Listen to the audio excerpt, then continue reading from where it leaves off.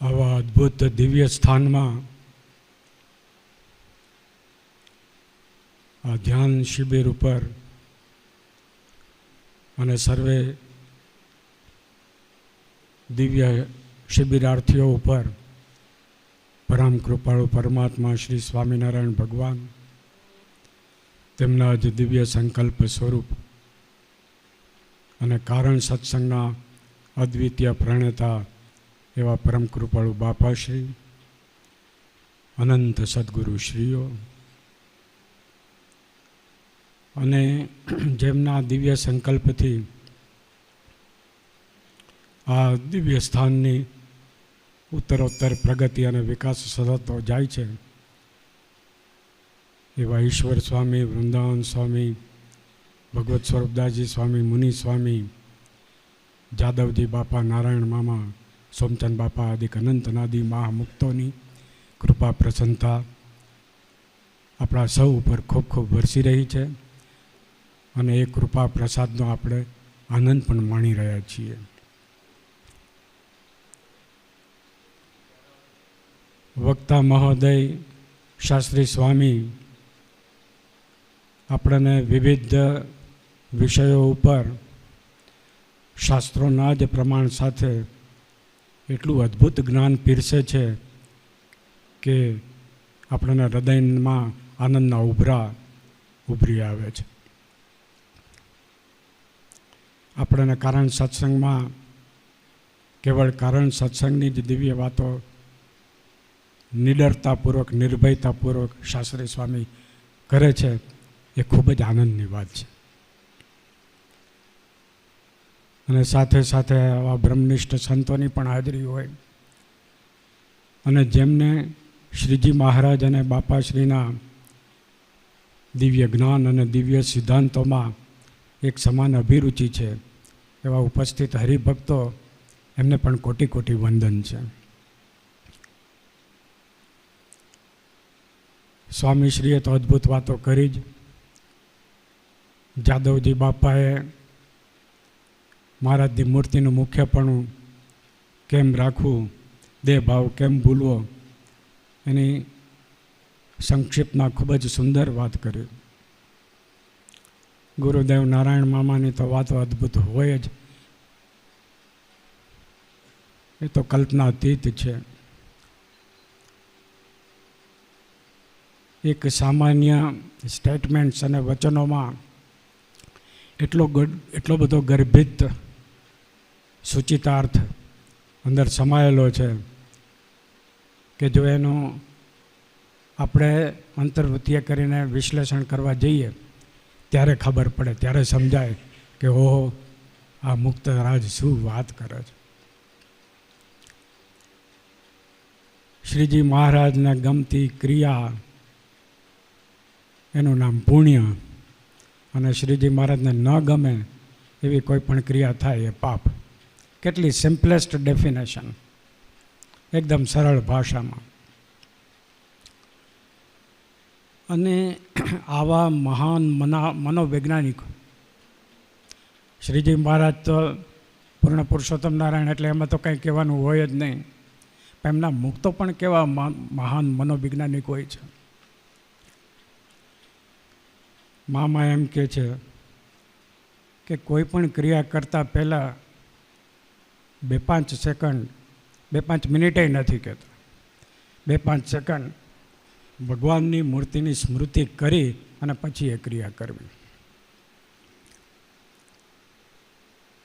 તો એની પાછળનું મનોવિજ્ઞાન કેટલું સચોટ છે કે આપણે સ્વભાવગત આપણી પ્રકૃતિ પ્રમાણે કોકને હાનિ પહોંચાડવાનું કે નુકસાન કરવાનો આપણે વિચાર કર્યો હોય કે મારે તો મારો આ બદલો વાળવો જ છે અને આ વ્યક્તિને આજે એવો પાઠ ભણાવવો છે કે સીધો દોડ થઈ જાય. એ ક્રિયા કરવાની થઈ કે નહીં, પણ ઓલી ટેવ પડી હોય કે ભગવાનની સ્મૃતિ કર્યા વગર કોઈ ક્રિયા ના કરવી, તો એ ભગવાનની સ્મૃતિ કરીને પછી પેલી ક્રિયા કરવા જશે તરત જ બંધ થઈ જાય. કે ભગવાનની સ્મૃતિ કર્યા વગર કોઈ કાર્ય કરવું નહીં તો કોકનું હિત કરવાનું કાર્ય થઈ કેવી રીતે શકે? કોકને નુકસાન પહોંચાડવું, કોકને અપમાન કરવું, બરાબર છે. કોકને પ્રત્યે તિરસ્કાર કરવો, કોકની નિંદા કરવી, એ જો તમે ભગવાનની સ્મૃતિ 2-5 સેકન્ડ કરીને એ ક્રિયા કરવા જાઓ તો નહીં થાય. એટલે નાની નાની વાતમાં મોટા મુક્તો કેટલું બધું જબરજસ્ત મનોવિજ્ઞાન અંદર મૂકી દે છે કે ચૈતન્યની ઉર્ધ્વગતિ થયા વગર રહે જ નહીં. ગુરુદેવ નારાયણ મામા એમ કહેતા હતા કે સતત જાગૃતિ, એક પળ પણ બેભાન અવસ્થામાં કે અજાગૃત અવસ્થામાં કાઢવી ના જોઈએ. અનેક જન્મના આપણા સ્વભાવ, પ્રકૃતિઓ, આપણા કર્મ સંસ્કારો, એનું ઝાડવું એટલું બધું ગૂંચવાયેલું છે કે એને ઉકેલવું બહુ જ કઠણ છે. પણ છતાં ભગવાન અને ભગવાનના મુક્તોના આવા અદ્ભુત દિવ્ય વચનો, એની સ્મૃતિ, એ આશીર્વાદનું બળ, આ બધું રાખી અને ઇન્ટ્રોસ્પેક્શન, અંતર્વૃત્તિ કરીને આપણામાં જે કંઈ આવી નબળાઈઓ હોય, વાઇસીસ હોય, એને દૂર કરવાનો પ્રયત્ન આપણે સતત જાગૃત રહીને કરવો પડે. આ જ સાધના છે. આપણે કંઈ ઊંધે માથે લટકીને પ્રાણાયામ કરવાના કે યોગાસન કરવાના ને એવું કંઈ કરવા જવાના નથી. પણ મામા કહે કે ધ્યાન છે એ મિકેનિકલ ના થવું જોઈએ, યાંત્રિક ના થવું જોઈએ. એ સાથે સાથે આ બધું વણી લેવાનું છે. સર્વોપરી ઉપાસના મામા કે ત્યારે જ બરોબર પરિપક્વ સમજાણી કહેવાય કે મહારાજની આજ્ઞાનું પાલન જે ન થઈ શકતું હોય તો એ સર્વોપરી ઉપાસનામાં કાચપ જ છે ને, બીજું શું છે. ઉપાસનામાં આજ્ઞાનો સમાવેશ થઈ જાય છે. મામા એમ છે ભલે પંચવર્તમાનના જે સૂક્ષ્મ અર્થો સાથે જે મામાએ જ્ઞાન કર્યું છે, પંચવર્તમાન પુસ્તકમાં આપણે મૂક્યું છે, એટલું બધું અણિશુદ્ધ પાલન થવું બહુ જ અઘરું છે. પણ છતાંય મુખ્ય જે પંચવર્તમાન છે એની પણ જો આપણે આજ્ઞા બરાબર ના પાડી શકતા હોઈએ, અનિતિવાળું જીવન જીવતા હોઈએ, મોટા મુક્તનો સિદ્ધાંત બરાબર સમજ્યા વગર પોતાનું મનસ્વી રીતે આપણું પોતાનું ડાપણ ડોળી અને આપણે આપણું વર્તનને વાણી એવું રાખતા હોઈએ તો ભગવાનની પ્રસન્નતા ક્યાંથી થવાની હતી. એટલે સતત જાગૃતિ ખૂબ જ આવશ્યક છે. અને જ્ઞાન, ધ્યાન અને ઉપાસના આ ત્રણનો મામાનો જબરજસ્ત સિદ્ધાંત હતો. એટલે મિશનમાં જે હોલ બાંધ્યો છે એ જ્ઞાન, ધ્યાન અને ઉપાસના કેન્દ્ર એવું નામ આપ્યું છે. અને આપણે 36 સ્થાને સભા મંડપને એ બધું કર્યું છે. એ બધું શું છે? જ્ઞાન, ધ્યાન અને ઉપાસના માટે જ છે.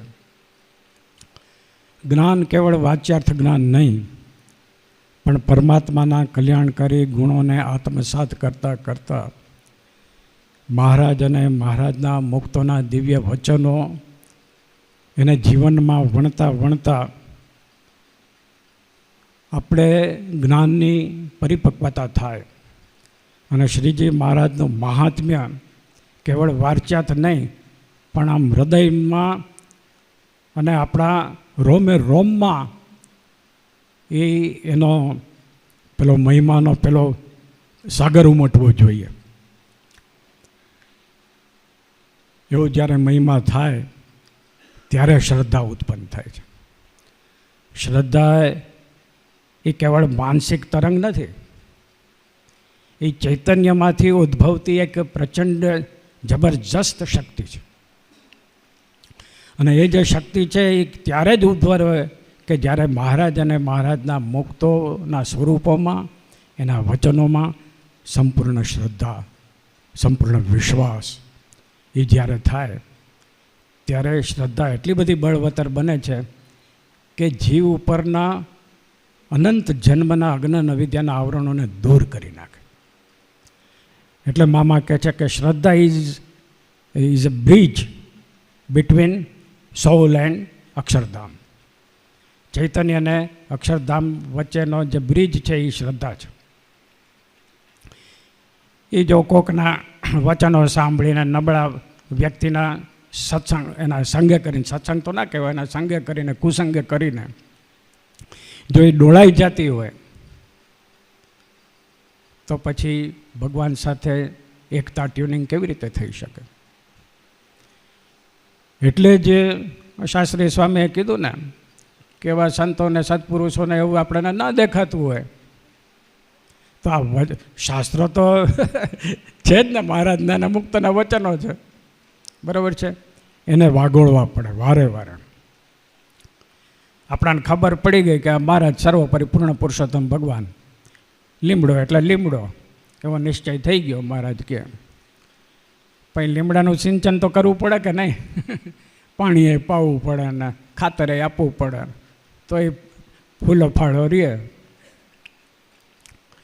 નહીં તો એ નિશ્ચય રૂપી લીમડો જે છે ને એ હુકાઈ જાય. જો એને તમે પોષણ ના આપો, એ પોષણ સત્સંગથી જ મળે છે. કથા વાર્તા ભગવાનના દિવ્ય વચનો એ રોજે રોજ વાગોળવા પડે. ભલે બધું બહુ થોથા ઉકેલી નાખીએ ને એવું જરૂર નહીં, પણ એક ફકરો ધારો કે મહારાજ અને મુક્તના જે વચનો છે એને વાણીનું આપણે વાંચીએ, એ ખૂબ જ મનનપૂર્વક અંદર આમ ઓતપ્રોત થઈને, જેમ એમના સ્વરૂપ સાથે ઓતપ્રોત થવાનું છે એમ એમના વચનો સાથે પણ ઓતપ્રોત થવાનું છે. ત્યારે જ એ પરાવાણી સમજી શકાય છે. કેવળ વાચ્યાત રીતે કે મિકેનિકલી એના સ્વરૂપ સાથે આપણે એક થઈ ગયા ને એવું નથી. એમના વચનો જે છે એની સાથે પણ ઓતપ્રોત થવાનું છે. ત્યારે એ વચનો આપણા ચૈતન્યને સ્પર્શે અને એ આત્મસાત થાય એમ. એટલે આવા મોટા મુક્તોની વાણી અને પૂર્ણ પુરુષોત્તમની વાણી, વચનામૃત, રહસ્યાર્થ, આ બધું રોજે રોજ થોડું થોડું વાંચન કરો. ભાઈ એવું મનનપૂર્વક કરવાનું, તો જ એની ફળશ્રુતિ થાય. હવે આપણે શું અમુક ઓલું ટીક માર્ક કરીએ છીએ, પૂજા થઈ ગઈ, માનસી પૂજા 5 મિનિટમાં થઈ ગઈ, આ થઈ ગયું. રાત્રે ઓલા નીત નિયમ હોય તો આમ ધારો કે ઓલામાં સાંભળતા હોય તો ડબલ સ્પીડમાં સાંભળે માણસો. પ્રથમ શ્રી હરિને ચરણે શેષના વાવું તમને એના એટલે ભાઈ ધ્યાન ચિંતામણી છે. સ્વાભાવિક ચેષ્ટા નીત નિયમ એ પરમાત્માના સ્વરૂપમાં ઓતપ્રોત થઈ અને એને સંભાળવાની, તો એ જીવનમાં ઉતરે. બોલો તો હું આખો દી થાક્યા હોય, સવારે વહેલા ઉઠવાનું હોય, ફટફટ ફટફટ જાય ભાઈ. એટલે આ બધું ખૂબ જ ભાવાત્મક રીતે અને પરમાત્માના મહાત્મ્ય સાથે એ સ્વરૂપમાં જોડાઈ અને આ બધી પ્રક્રિયા કરવી પડે, તો જ આધ્યાત્મિક ઉત્ક્રાંતિ થાય, આપણા ચૈતન્યની ઉર્ધ્વગતિ થાય. બાકી બહુ જ અઘરું. કૃપા છે, કૃપા વગર તમે કરોડો જન્મો સુધી તમે સાધના કરીને મરી જાઓ ને તો એ કૃપા વગર કાંઈ ના થાય, મામા કે. પણ એ કૃપા ઝીલવા માટે પરમાત્માના દિવ્ય સ્વરૂપમાં, એના વચનોમાં સંપૂર્ણ વિશ્વાસ અને શ્રદ્ધા ડેવલપ કરવા માટે પણ પ્રસન્નતાના સાધનો જરૂર છે. ગીતામાં શ્રી કૃષ્ણ ભગવાને અર્જુનને જ્ઞાન યોગને, ભક્તિ યોગને, કર્મયોગને કેટલા બધા સાધનો બતાવી દીધા. એટલે અર્જુન ગૂંચવાઈ ગયા કે હવે આ કરવું શું ભગવાન આમાં? તમે ઘડીક કહો છો કે યોગ કરવો, ઘડીક કહો છો જ્ઞાન યોગ અધિક છે, ક્યારેક કહો છો ભક્તિ યોગ અધિક છે, ક્યારેક કર્મયોગને પ્રાધાન્ય આપો છો, તો મારે કરવું શું? એટલે ભગવાન કહે સર્વધર્મન પરિત્યજ્ય મામેકમ શરણમ વ્રજ અહમ ત્વામ સર્વ પાપેભ્યો મોક્ષિષ્યામિ મા શુચ. બધાય ધર્મનો ત્યાગ કરીને મારે શરણે આવના. એ ક્યારે કે ઓલો બધુંય કરી છૂટો, આ બધું જ્ઞાન ને આ ને તે ને, પછી આત્મસમર્પણ, જે ડેડિકેશન, જે આત્મસમર્પણનો ભાવ છે એ ત્યારે જ ઉત્પન્ન થાય કે તમે પ્રભુની પ્રસન્નતાના સાધનનો ભાર રાખ્યા વગર ભગવાનની કૃપા મળી છે એવી સમજણ સાથે તમે કર્યા કરો, ત્યારે થાય. એટલે જ મધ્યના 8માં કીધું ને કે જ્યાં સુધી નિરંજન મુક્ત એટલે અનાદિમુક્ત જેવી સ્થિતિ તમારી જ્યાં સુધી ના થાય ત્યાં સુધી એટલું અધૂરું માનવું. અને પાછા બીજી સ્ટેટમેન્ટ તરત જ કહે છે, કોન્ટ્રાડિક્ટરી સ્ટેટમેન્ટ, કે પોતાને પૂર્ણકામપણું માની અને સતત આ જ્ઞાન યજ્ઞ કર્યા કરે ત્યારે ભગવાનના દર્શન થાય, ત્યારે જ્ઞાન યજ્ઞનું ફળ જે આત્મા પરમાત્માનો સાક્ષાત્કાર ત્યારે થાય. એટલે બે જરૂરી છે. એટલે બે પાસામાંથી એક પણ પાસું ગૌણ કરવાનું નથી. આ શું મોટા મુક્તનું જે વાણી છે એ સમજી શક્યા ના હોય એટલે એક પાસું આ છે ને એક, બે પાસા બેલેન્સ રાખી અને કરવાનું, અને સતત જાગૃતિ સાથે. અને જ્યાં સુધી પરમાત્માના પ્રતિમા સ્વરૂપમાં પ્રત્યક્ષપણાનો ભાવ ન આવે ત્યાં સુધી ધ્યાન થતું જ નથી, ભલે ઊંધા પડીને મરી જાય. મામા કે પ્રત્યક્ષપણાનો ભાવ, કે વ્યતિરેક દિવ્ય સ્વરૂપ જે મહારાજ અક્ષરધામમાં બિરાજે છે એ જ આ સ્વરૂપ છે. એવો ભાવ કરી અને પછી મોટા મુક્તને સંભાળવાના હોય કે એમની કૃપા પ્રસન્નતા, એમના દિવ્ય આશીર્વાદો એ મારે સાથે છે. મારા ઇન્દ્રિયો અંતકરણને એ દિવ્ય વચનો એકદમ તત્કાળ એનું શુદ્ધિકરણ કરી નાખે છે. અને બધા જ એમના સ્વરૂપને, મુક્તના સ્વરૂપને સંભાળવાથી બધા જ પ્રકારના આવરણો દૂર થઈ જાય છે. અને મહારાજ ચૈતન્યને અનાદિ મુક્ત કરીને મૂર્તિમાં રાખ્યો છે. આવો ભાવ કરી પરમાત્મામાં પ્રતિમા સ્વરૂપમાંથી પ્રતિમા ભાવ ટાળી વ્યતિરેક દિવ્ય સ્વરૂપ શ્રીજી મહારાજ પોતે જ છે. અને મહારાજ ચૈતન્યને અનાદિ મુક્ત કરીને મૂર્તિમાં રાખ્યો છે. હું દેહાદિક ભાવથી, જાગ્રત સ્વપ્ન સુષુપ્તિ તુરિયા બધી અવસ્થાઓથી, સ્થૂળ સૂક્ષ્મ કારણ મહાકારણ આ બધા શરીરના ભાવથી સંપૂર્ણપણે રહિત છું. આવો ભાવ કરી અને પરમાત્માના દિવ્ય સ્વરૂપમાં જે પ્રતિમા નથી, વ્યતિરેક દિવ્ય સ્વરૂપ છે એવો ભાવ કરવાનો. એટલે આપણામાં જે ઉત્પન્ન થયેલો દિવ્ય ભાવ અને પ્રતિમા સ્વરૂપમાં પ્રતિમા નથી, મહારાજ જ છે એવો દિવ્ય ભાવ, એ દિવ્ય ભાવ એક થાય છે ત્યારે સાચું ધ્યાન થાય. ત્યાં સુધી આમ બેઠા બેઠા ગમે એ કરીએ તો એ ધ્યાન ના થાય. બરાબર છે. એટલે એ રોજે રોજ એ દિવ્ય ભાવની દ્રઢતા કરવી પડે, એક દિવસમાં ના થાય. બરાબર. મહારાજ કેવા દાખલા આપે છે કે ઓલો દોરડીથી ઓલા કૂવામાંથી જળ સિંચે તો હવે કાળમીંડ ઓલો પથ્થર હોય એમાંય કાપા પડી જાય છે. એવા લોખંડના તારથી એવો કાપો ન પડે એક ઝાટકે. એટલે આ બધું ધીરે ધીરે થાય. ધીરજ તો કેટલું ધૈર્ય. મામાએ વાત કરી અને સ્વામીએ વાત કરી કે ઓલા નારદજીએ કીધું કે ભાઈ આ તું આંબલીના ઝાડ નીચે તપ કરસ, એના પાંદડા છે એટલા યુગ જશે ત્યારે તારો મોક્ષ થશે. તો ઓલાની નાચવા માંડ્યો કે નક્કી તો થઈ ગયું કે આટલા યુગમાં પૂરું. કેટલું ધૈર્ય જોઈએ. આપણે તો 2-5 દિવસ કે 2-5 મહિના કર્યું, બાપા કહે છે ને 6 મહિનામાં થઈ જાય, એટલે 6 મહિનામાં થઈ જાય કેવો હોય એની વાત છે. જેને એક સંકલ્પ માત્ર ના હોય કે મારે મૂર્તિ સિવાય બીજું કંઈ જોઈ છે એવું હોય જ નહીં, ત્યારે થાય કે મૂર્તિ સિવાય બીજો કોઈ સંકલ્પ જ નહીં. એવી એકાંતિકની સ્થિતિ હોય એવા લોકોને 6 મહિનામાં ધ્યાન સિદ્ધ થાય. આપણે 6 વર્ષ શું 60 વર્ષે ન થાય અને 6 જન્મે ન થાય. એ શ્રદ્ધાવાન લભતે જ્ઞાન. નહીં તો કીધું છે ને ગીતામાં, અનેક જન્મ સંશિષ્ટ થતો યાતિમ પરમ ગતિ. મહારાજે પોતે ગીતાના શ્લોકો ટાંક્યા છે. એટલું અઘરું છે. પણ શ્રદ્ધાવાન લભતે જ્ઞાન. એ શ્રદ્ધા ક્યારે થાય? રોજે રોજ મહાત્મ્ય મહારાજનું, યાંત્રિક રીતે નહીં પણ અંદર દિવ્ય ભાવથી. મહારાજ કહે છે કે માનસી પૂજા અને બાહ્ય પૂજા એ બે રોમાંચિત ગાત્રે થઈ, ગદગદ કંઠે થઈને કરવી. એ ભાવાત્મક રીતે થાય. બધું ભાવ વગર કોઈ દી થાય કશું? બરાબર છે. આ મારા હાથમાં રૂમાલ છે, એ રૂમાલ આમ પડ્યો હોય, કોને પડી હોય? પણ હું એમ કહું કે આ ગુરુદેવ નારાયણ મામાએ સ્પર્શ કરેલો રૂમાલ છે, તો આખો ભાવ બદલાઈ જાય, દ્રષ્ટિ બદલાઈ જાય. બરાબર છે. બધું ભાવાત્મક. આ મંદિરો, આ દિવ્ય સ્થાન, આ દિવ્ય સ્થાનમાં કેટલાય આવે છે, પણ બાપાના અને મહારાજના અને મોટા મોટા મુક્તોના દિવ્ય પ્રભાવથી આપણને શાંતિ લાગે છે અને વ્યવહાર જગત બધું આ સ્થાનમાં ભૂલાઈ જાય છે. પણ એમાં જેને જેવી પાત્રતા એવી એને અનુભૂતિ થાય.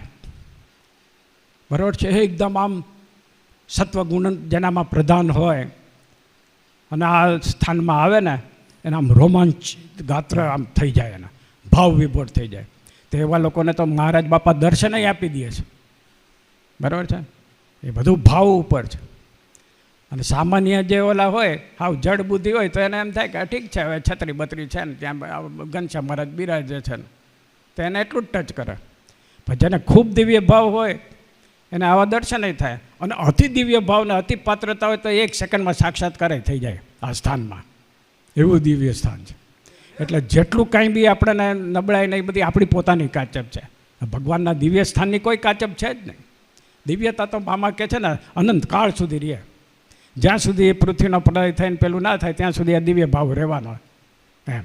એ દિવ્ય ભાવના તરંગો આપણે કેવી રીતે એમ કહે છે ને, આ મુનિ સ્વામીનો ધ્યાન ખંડ, બરાબર. મુનિ સ્વામી અહીંયા કેટલા વર્ષો સુધી રહ્યા. મોટા મોટા સદગુરુઓ ને નારાયણ મામા, સોમચંદ બાપા, મોટા મોટા બધા મુક્તો આ સ્થાનમાં કેટલી બધી વાર આ સ્થાનનું કેટલું બધું પોષણ આપ્યું. જાદવજી બાપાને મામાએ તો છેલ્લે કેટલું બધું પોષણ આપ્યું. એટલે એ બધા દિવ્ય ભાવના તરંગો આ એટમોસ્ફિયરમાં, આ વાતાવરણમાં, અણુમાં હોય. હવે એમની સ્મૃતિ કરીને ભાવાત્મક રીતે તમે આ સ્થાનમાં કંઈક 10 કલાક બેહો તો ધ્યાન થાય એવું ન હોય. એ તો દેખાડો કરવા મારા જેવો 4 કલાક બે એવું જરૂરી નથી. એટલે દિવ્ય ભાવ સાથે તમે 5 મિનિટ બેસો તોય તમને આમ અંતરમાં આનંદ ને શાંતિ થઈ જાય. અડધો કલાક બેસો, જેટલી આપણી રુચિ હોય એટલી. પણ એ દેખાડા માટે નહીં, આપણી પોતાના ચૈતન્યની ઉર્ધ્વગતિ કરવા માટે હું ધ્યાન કરું છું. હું કાંઈ આટલા કલાક આમ પલોઠી વાળીને બે હિર્યો ને બીજા મને વખાણે કે હા તમે તો બહુ ધ્યાનમાં બેઠા ભાઈ, બહુ. એનું શું ભાઈ ફળશ્રુતિ? કાંઈ મળે નહીં, ઝીરો મામા કે. એટલે બધું ભાવાત્મક રીતે મહારાજ અને મહારાજના મોટા મુક્ત રાજી થાય અને મારા ચૈતન્યની ઉર્ધ્વગતિ થાય. દિન પ્રતિદિન મારી પાત્રતા વધતી જાય. આવા દિવ્ય ભાવ સાથે પ્રસન્નતાના સાધન કરીએ તો એ ઉગી નીકળે, અને કરવું જ પડે. મહારાજે આખા બધા વચનામૃતમાં પોતાના સ્વભાવ ટાળવાની કેટલી બધી વાત કરી છે. નહીં તો પ્રમાદ અને મોહ, તો કે ભગવાનનું નિશ્ચય હોય ને મહિમા હોય ને ઓલું હોય તો પ્રમાદને મોહ ટાળવાની ક્યાં જરૂર છે? સ્વામીએ કીધું ને તો મહારાજ કેવા ખીજાણા કે ભક્તને તો એવી ભગવાનની કૃપા છે કે પ્રમાદ અને મોહ જો ટાળવા પ્રયત્ન કરે તો ટળી જાય, બીજાને ન ટળે વિમુખના. બરાબર છે. એટલે એક સ્વભાવ આપણે જ ટાળવા પડે, કોઈ ટાળે નહીં. માથે હાથ મૂકો તો એ કામ ક્રોધાદિક ના જાય. એ સ્પેશિયલ કેસમાં બ્રહ્માનંદ સ્વામી ઓલા ઘોડા ઉપર હાથ મૂકો નિષ્કામ, એ એક ઘોડો હોય ને તો હજારો ઘોડા ન કરી નાખે નિષ્કામ, એવું નથી હોતું. એ ભગવાન પોતાનું સામર્થ્ય દેખાડવા માટે આવા દેખાડતા હોય છે કે ભગવાન અને ભગવાનના મુક્તો. ઉંદેડાનો બાપા મોક્ષ કરીને રહી જાય બીજા મોટા જ્ઞાની પંડિત, એવું છે. ભગવાનની લીલાનો કાંઈ મામા કે એનું ખબર જ ન પડે. એટલે તો એનું ગાંભીર્ય કીધું. મોટા મોટા ગોપાળાનંદ સ્વામી, ગુણાતીતાનંદ સ્વામી જેવાય જો મહારાજ ન ઈચ્છે ને તો મહારાજનો રદગત અભિપ્રાય એવા મોટા મુક્તોય ન જાણી શકે એવા મહારાજ. મહારાજની મોનોપોલી એવી છે ને કે કોઈ તોડી જ ન શકે. મુક્તને મહારાજ સળંગ રસબસ ભાવે એકમેક છે, પણ મુક્ત છે એ ભગવાન નથી. ભગવાન. એટલે આ મામા કે એવું ગોખી નાખવું અંદર ચૈતન્યમાં. અનાદિમુક્ત દ્વારા મહારાજ ખરા, પણ અનાદિમુક્ત મહારાજ નથી, એનું ધ્યાન થાય નહીં. બાપાએ અનાદિમુક્તનું ધ્યાન કરવાની ના પાડી છે. નહીં તો અનાદિમુક્ત પૂર્ણ પુરુષોત્તમ રૂપ હોય તો એનું ધ્યાન કરે તો થાય કે નહીં? પૂર્ણ પુરુષોત્તમ ચોખ્ખી ના પાડી. કોઈ મુક્તનું ધ્યાન ના થાય. મહારાજ જ મામા કે ચૈતન્યને વિશે ધર્મ ભક્તિના પુત્ર શ્રી સ્વામિનારાયણ ભગવાન એનું જ ધ્યાન થાય, બીજા કોઈનું ધ્યાન થઈ શકે નહીં. સંભાળાય ખરા બધા મુક્તોને કે હે દયાળુ મુક્તો, તમે મારી ઉપર એવો અનુગ્રહ કરો, એવી કૃપા કરો કે હું તમે જેમ પરમાત્માના સ્વરૂપમાં જોડાયેલા છો એમ હું પણ જોડાઈ શકું. એવી પ્રાર્થના મુક્તોને થાય. પણ મુક્તનું ધ્યાન ના થાય, ઉપાસના ના થાય. ધ્યાન કેવળ શ્રીજી મહારાજ, બરાબર છે, એનું જ થાય. ઉપાસના એની જ થાય, મંત્ર એનો જ થાય. મામા કે આ ગાંઠમાં બાંધી લેવાનું. કોઈ દિવસ એવો પ્રચાર નહીં કરવાનો કે આ મુક્ત ભગવાન છે, નહીં તો એનો બહુ જ મોટો અપરાધ લાગે. મહારાજે રાજી ના થાય ને મુક્તય રાજી ના થાય. મહારાજ જ. હવે મુનિ સ્વામી ક્યાંક બેઠા હતા, નામઠામ નથી દેતો, પણ કોકે આવીને સાષ્ટાંગ દંડવત કર્યા તો ઓલા ઊભા થઈને એવા ખીજાણા કે આ ભાળતો નથી મહારાજ છે, મહારાજને દંડવત કરાય કે મને કરાય? બોલો, આવા મોટા છે. એટલે ભગવાન સિવાય સાચા મુક્ત છે એ ભગવાન સિવાય કોઈ બીજામાં જોડતા નથી. બરાબર છે. અને જે પોતાનામાં જોડે, પોતાને વિશિષ્ટ ગણે, બરાબર છે, એની ઉપર ચોકડી જ મારી દેવી, એ ખોટો જ છે. ભગવાન કોઈ થઈ શકે નહીં. અને પૂર્ણ અનાદિ મુક્તનું રૂવાણું કોઈ નામ ના આવે. કોઈ કેમ કે હું આહા બહુ મોટો થઈ ગયો, કાંઈ નથી ભાઈ વાતમાં મારે. અને આપણું બધાનું જે કંઈ છે એ મહારાજ અને મહારાજના મુક્તની કૃપાથી છે. બીજું આપણામાં હોય શું? શેકેલો પાપડે આપણાથી ના ભાંગે. એટલે એવી વાહિયાત વાતો કોઈની સાંભળવી નહીં કે આ ફલાણા ગુરુ થઈ ગયા ને ફલાણા મોટા મુક્ત થઈ ગયા, એવું કાંઈ હોય. પૂર્ણ મુક્ત જેના દ્વારા શ્રીજી મહારાજ પોતે સંપૂર્ણપણે કરતા પણ હોય, એના જેવો કોઈ થઈ શકતો હશે તો દાસાનું દાસ રહેવાનું હોય. તમને દાદા કહે છે ને, તમે કેટલું સરસ કીધું શ્યામજીભાઈએ કે દાદા એટલે દાસાનું દાસ. એવા દાદા થવું, ઓલા દાદાગીરી કરે એવા દાદા નથી થવાનું. આપણે દાસાનું દાસ દાદા થવું. અને વિજ્ઞાનનો એવો નિયમ છે કે જ્યાં સુધી સંપૂર્ણપણે સેવકનો ભાવ એ પરમાત્મા પ્રત્યે ના થાય ને, ત્યાં સુધી અહંકાર ઓગળતો જ નથી. ગમે એવી માથાકૂટ કરે, ઊંધો પડીને તપ કરીને મરી જાય તો પણ પરમાત્માના સ્વરૂપની પ્રાપ્તિ દાસત્વપણાનો ગુણ વિકસાવ્યા વગર કદી થઈ શકતી નથી. મામા એવું કહેતા હતા. દાસત્વપણાનો ભાવ જ્યારે ખૂબ જ વિકસિત થાય ને, ત્યારે ઈગો, આપણો જે અહંકાર છે એ ઓગળી જાય, ટોટલી ડિમોલિશ થઈ જાય. પણ જરા કંઈ એમ હોય કે મારામાં કંઈક છે, કે હું કંઈક કરું છું, એનામાં દાસત્વપણું આવે જ નહીં. બરાબર છે? કોઈક આપણને એકબીજા પ્રત્યે આત્મીયતા હોય, એક પ્રત્યે ભાવ હોય, અને એ હોવો જ જોઈએ, તો જ એકબીજા પ્રત્યે આત્મીય. એટલે આપણે એકબીજાને ભેટીએ કે જે સ્વરણ કે પગે લાગીએ કે કોઈને પગે લાગીએ એટલે એ બહુ મહાન થઈ ગયો, મોટો થઈ ગયો, એવું છે જ નહીં. આ બધી ખોટી માન્યતાઓ ઘૂસી ગઈ લોકોને. એવું થાય જ નહીં કોઈ દિવસ. ભાઈ એ એકબીજા પ્રત્યે આત્મીયતાનો ભાવ, દિવ્ય ભાવ, તમારામાં શ્રીજી મહારાજ છે ને મારામાં છે ને, આપણે સર્વને મુક્ત કરીને મહારાજે મુક્ત કરીને મૂર્તિમાં રાખ્યા છે, એવી જાતનો ભાવ તમે કેળવી ના શકો. તમારો દિવ્ય ભાવ આવે જ કેવી રીતે? બરાબર છે? એટલે દરેકે દરેક વ્યક્તિના આપણે ગુણદોષ એટલા માટે જાણી રાખવાના હોય કે કોનો સમાગમ કરો કે કોનો નહીં, એની આપણને ખબર પડે. પણ દિવ્ય ભાવ બધાને વિશે રાખવો પડે, અને બધાનું શુભ જ ચિંતન કરવાનું. કોઈને વિશે અહિત થાય એવું એનું ચિંતન મહારાજે ચોખ્ખી ના પાડી. અને રોજે રોજ સૂતા પહેલાં 5 મિનિટ 10 મિનિટ જેટલું આપણને અનુકૂળતા હોય એટલું ઇન્ટ્રોસ્પેક્શન, અંગ્રેજીમાં કહેવાય અંતરદ્રષ્ટિ.